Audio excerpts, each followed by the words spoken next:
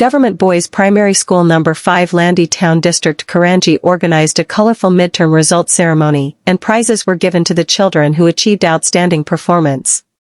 On this occasion, Nasir Imran Bakshi, in charge of Media Cell of People's Education Employees Association Sindh Karachi, visited school Huza in connection with sports activities and Scouts growth in the school, and discussed in detail regarding the regular program in the school and assured the full cooperation of the association in this regard and reiterated all possible support.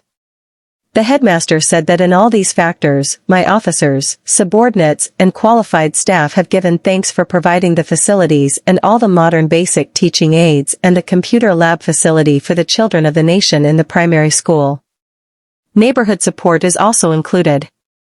Report by Media Coordinator, Nasir Imran Bakshi, People's Education Employees Association Sindh Karachi.